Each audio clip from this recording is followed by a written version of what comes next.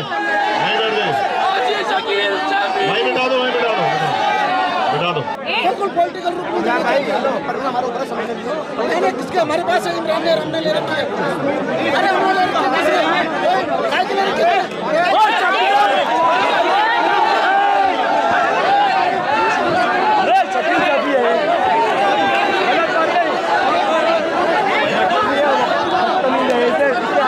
राजनीति के अलावा करा कैसे?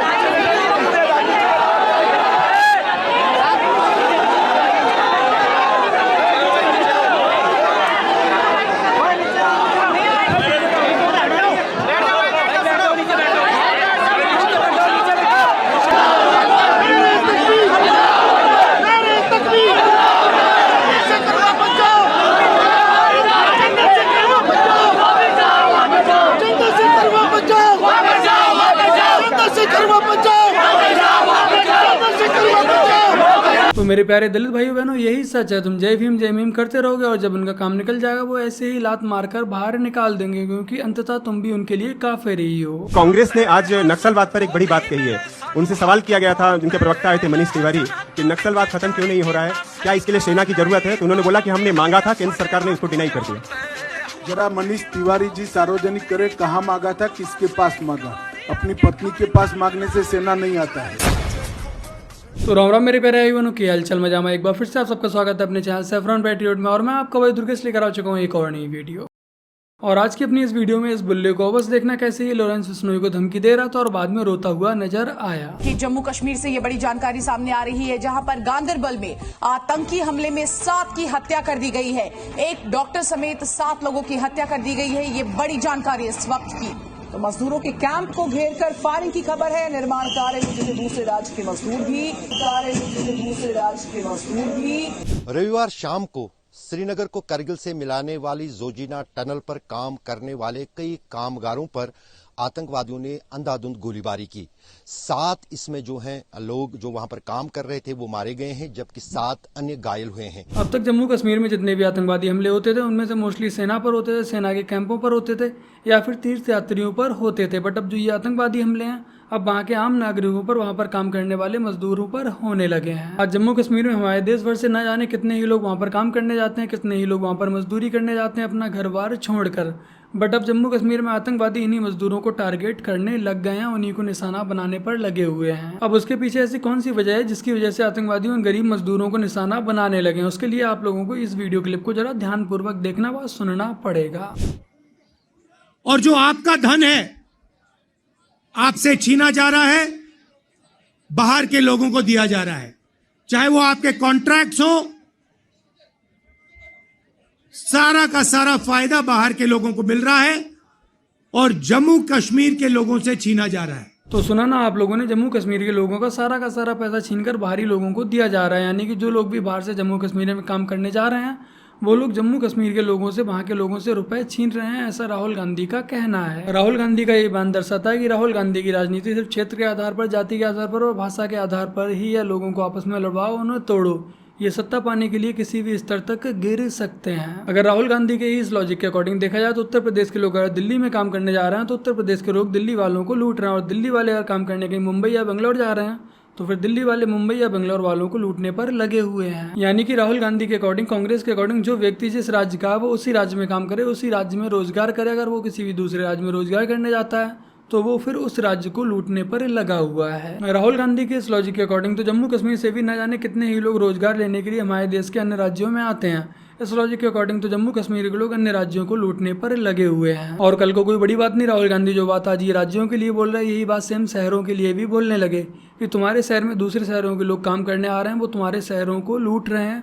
और फिर धीरे धीरे यही बात मोहल्लों तक भी पहुंच जाएगी कि तुम्हारे मोहल्ले में दूसरे मोहल्ले के लोग काम करने आ रहे हैं, उन्हें टेंडर मिल रहे हैं, वहाँ के मजदूर तुम्हारे मोहल्ले में काम कर रहे हैं, वो तुम्हारे मोहल्लों को लूटने पर लगे हुए हैं। क्योंकि जिंदगी भर जो कार्य इसके परिवार ने किया वही काम राहुल गांधी करने पर लगा हुआ है। लोगों को क्षेत्र के नाम पर लड़ाओ, लोगों को भाषा के नाम पर लड़ाओ, लोगों को जाति के नाम पर लड़ाओ, और जब तक ये लोग आपस में लड़ते रहेंगे, इनकी राजनीतिक रोटियां सिकती रहेंगी, ये सत्ता में बने रहेंगे। गरीबी हटाओ का नारा देने वाली कांग्रेस हमारे देश को दीमक की तरह न जाने कितनी सदियों से लूटती रही है और आज जब ये सत्ता से बाहर हैं तो देश को आपस में लड़ाने पर लगे हुए हैं ताकि दोबारा से ये पूरे देश में केंद्र में आ सकें। और राहुल गांधी की इसी तरह की तोड़ो और राज करो की राजनीति का नतीजा ये निकला कि 7 लोगों को जम्मू कश्मीर में अपनी जान गंवानी पड़ी। सोनमर्ग में जो मजदूर 2 वक्त की रोटी कमाने के लिए गए थे वो राहुल गांधी की तोड़ो और राज करो की राजनीति के चलते अपने घर कभी भी वापस नहीं लौट पाएंगे। क्या जम्मू कश्मीर हमारे देश का हिस्सा नहीं है या फिर राहुल गांधी व कांग्रेस इंडिया अलायंस जम्मू कश्मीर को हमारे देश का हिस्सा मानते ही नहीं है? क्या आज हम अपने ही देश में एक राज्य से दूसरे राज्य काम करने नहीं जा सकते हैं, रोजगार करने नहीं जा सकते हैं?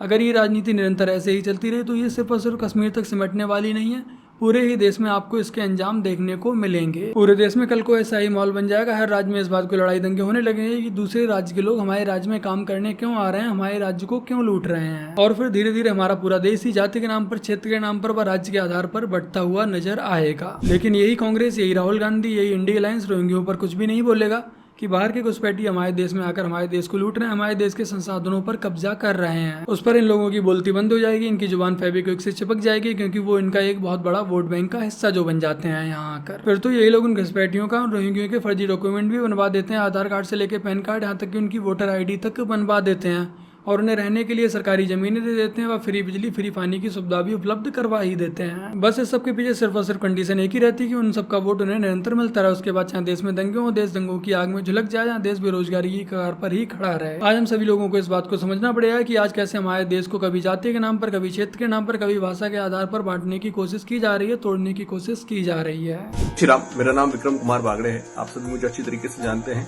पिछले कई समय से वनवासी बस्तियों में, दलित बस्तियों में जाकर वहां पर सनातनी पर्व मनाना और उन बच्चों को शिक्षा हेतु प्रेरित करना, यही मेरा मुख्य उद्देश्य है। और उन लोगों को किसी भी अन्य धर्म में धर्मांतरित नहीं होने देना, जो मशीनरियों के एजेंट हैं उनको वहां तक नहीं पहुंच देना, और अगर वो पहुंचे भी सही तो उनको इतना अपरिपक्व बना देना वनवासियों को कि वो उनको स्वयं जवाब दे सके।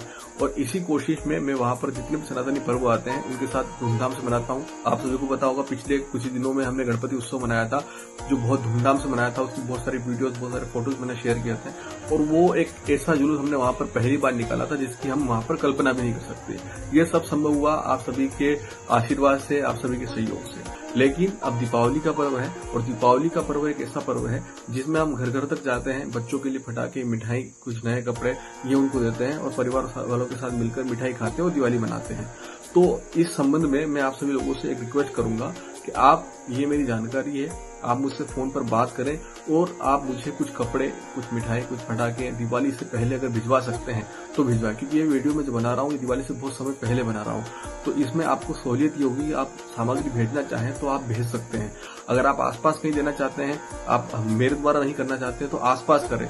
इससे जो लोग खुद को हिंदू धर्म से कटा हुआ समझते हैं, सनातन धर्म से कटा हुआ समझते हैं, तो ये उनके लिए एक अवसर होता है सनातन धर्म से जुड़ने का। तो जो लोग हमारे धर्म में कमजोर हैं उनके पास जाकर दीपावली मनाएं, उनके पास जाकर हर त्योहार मनाएं, ताकि उनको लगे कि हम जिस धर्म में रहते हैं उस धर्म में सारे लोग हमको अपना समझते हैं। तो इसी उद्देश्य हेतु मैं पिछले कई समय से वनवासी बस्तियों में शिक्षा और सनातन संस्कार हेतु कार्य कर रहा हूँ। आप सभी लोगों से मैंने इसको लेकर कई बार हेल्प मांगी और आप लोगों ने हर बार बढ़ चढ़ के मेरी मदद की है, और ये मैं अपने लिए नहीं, उन आदिवासी बच्चों के लिए मांग रहा हूँ जिन आदिवासी बच्चों को क्रिश्चियन मशीनरी आकर कन्वर्ट कर देते हैं। अगर आज हमने और आपने इन दलित व आदिवासी बच्चों को सशक्त कर दिया, मजबूत कर दिया, तो आने वाले समय में हमसे और आपसे आगे बढ़कर ये सनातन धर्म की रक्षा करते हुए नजर आएंगे। आज के समय पर, वो भी ऑनलाइन के समय पर, किसी पर ही भरोसा नहीं किया जा सकता। बहुत से लोग गरीबों के नाम पर अच्छा चंदा इकट्ठा करते हैं और अपनी जेबें गर्म करते हुए नजर आते हैं।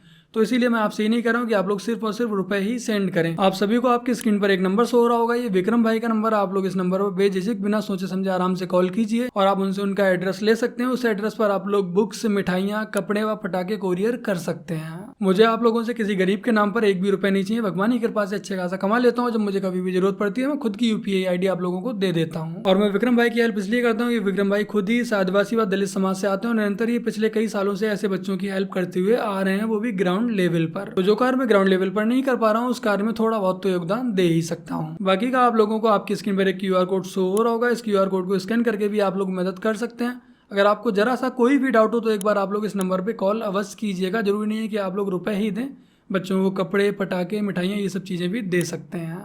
लॉरेंस, बिश्नोई डरते होंगे तुझसे, लेकिन सच्चा मुसलमान तुझसे डरेगा नहीं, क्योंकि सच्चा मुसलमान अल्लाह का खौफ खाता है, जिसके कब्जे में तेरी जान है। तू ललकार मत, बार बार ललकार मत। ये इंस्टाग्राम पे मेरा आखिरी पोस्ट।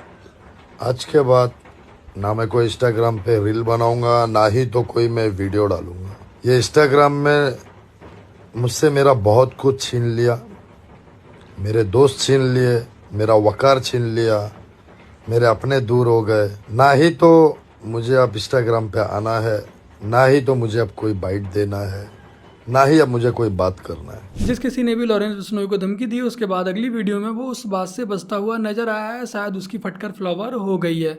अब चाहे वो पप्पू यादव हो या फिर ये बुल्ला ही क्यों ना हो। तो बस मेरे प्यारे भाइयों, आज की अपनी इस वीडियो में इतना ही। वीडियो को लाइक, शेयर, कमेंट और अपने इस चैनल को सब्सक्राइब आज से कर लीजिएगा। बाकी ये विक्रम भाई के अकाउंट की डिटेल आपको नीचे पिन कमेंट व डिस्क्रिप्शन में मिल जाएंगी। चलिए जल्द मिलते हैं एक और नई वीडियो के साथ। तब तक के लिए जय हिंद, वंदे मातरम, जय श्री राम।